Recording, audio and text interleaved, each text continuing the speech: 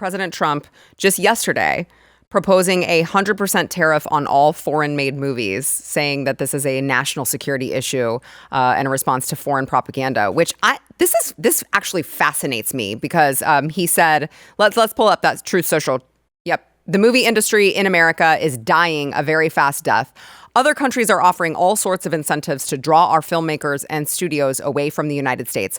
Hollywood and many other areas within the USA are being devastated. This is a concerted effort by other nations and therefore a national security threat. It is, in addition to everything else, messaging and propaganda. Therefore, I am authorizing the Department of Commerce and United States Trade Representative to immediately begin the process of instituting a 100% tariff on any and all movies coming into our country that are produced in foreign lands. We want movies made in America again.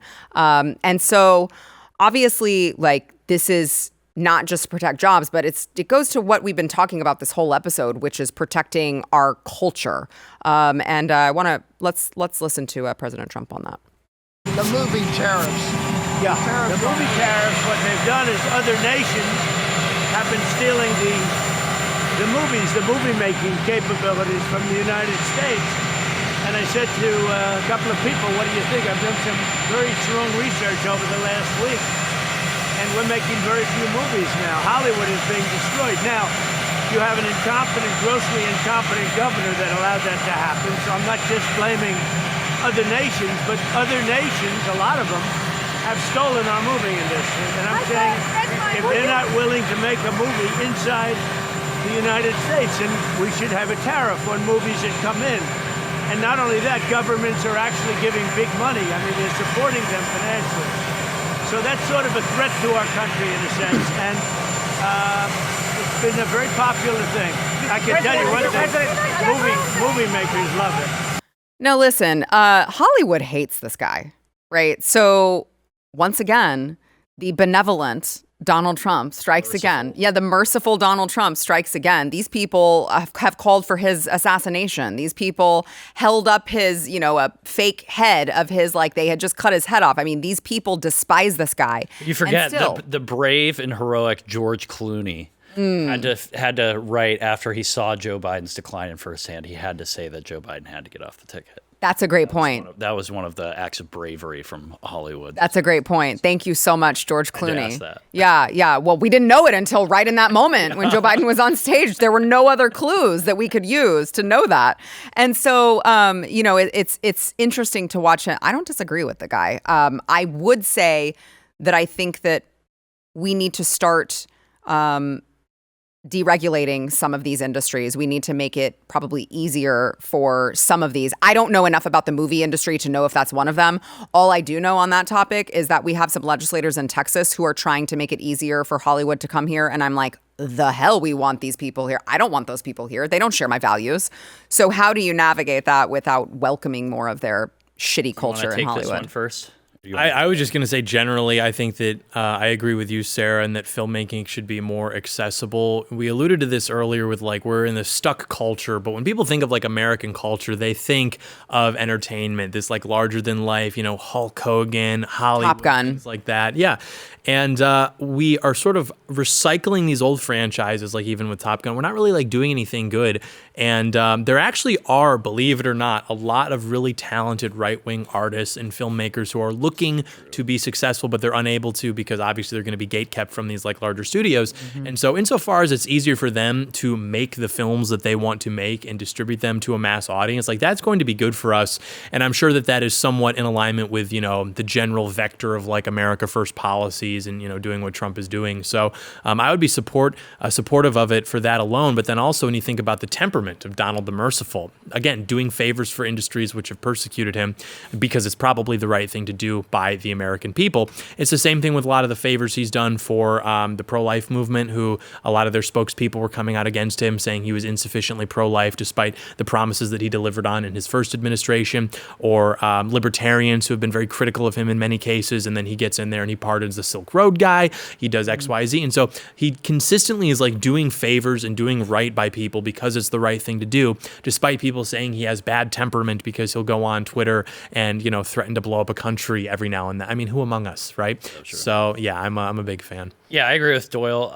I think generally, there needs to be more of a move within conservative or right-wing circles to support culture and start making your own culture. I know Trump is doing some things on this front. He announced recently, some part of his administration, I forget which, announced that they are going to be commissioning artists for the National Garden of Heroes to make these statues to a lot of American icons, which I think is great. There needs to be a lot more on this from our side. You know, one thing that Democrats and liberals get and understand very well is that the producers of culture affect all of your every strata of society. And so Democrats give out patronage to a lot of their artists and people and activists on the ground that are doing this stuff, and then use that to advance their own message.